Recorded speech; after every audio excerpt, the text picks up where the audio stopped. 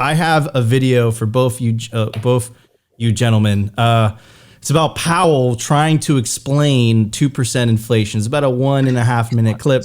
Let's check it out. Yeah. I would love to get your guys' thoughts. Okay, yeah. For the general public, for those working families of people, why 2%? Why is getting it to 2% so important? So that has become the globally agreed, essentially all major central banks target 2% inflation in one form or another. How does that help my Nevada families? How does that help people in Nevada? I'll tell you how it does. And it's I guess it's obviously not, it's not obvious how that is, but 2% inflation, to have people believe that inflation is going to go back to 2% really anchors inflation there, because the evidence is and the modern belief is that people's expectations about inflation actually have an effect on inflation. If you expect inflation to go up 5%, then it will. If everyone kind of expects that, because that's what businesses and households will be expecting, and it'll kind of happen because they expect it. So having a 2% inflation goal, which we had for many years.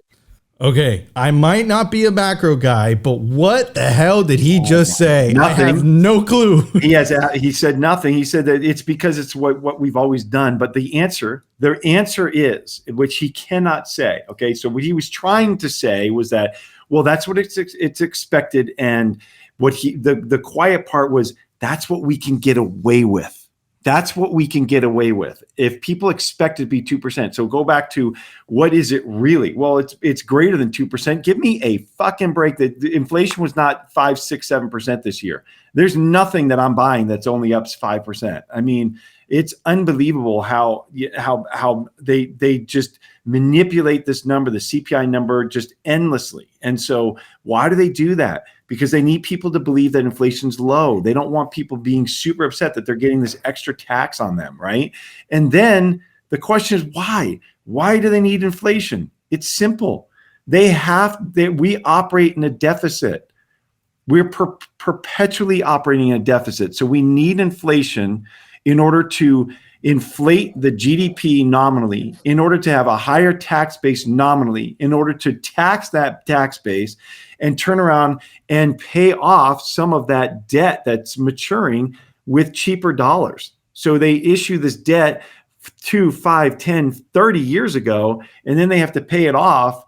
And they're paying it off with dollars that are worth a fraction what they were when they issued that debt. It's a total scheme. Putin is calling us out on it. That's why everybody's talking about the BRICS. They're sick of it. They're absolutely sick of it. And it's just not going to end ever. But that's the answer that he'll never admit to, ever.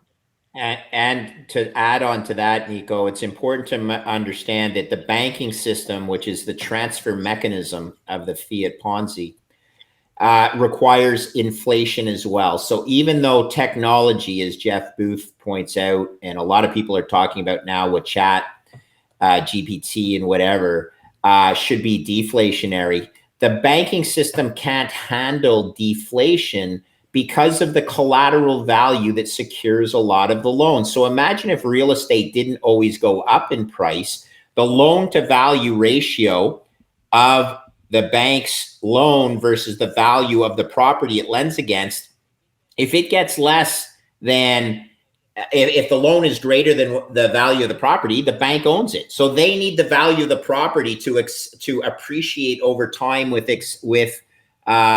inflation. So you see the fine line they're walking between too much inflation, but they can't have negative inflation or deflation, because that would be the death knell to the transfer mechanism, which is the banking system.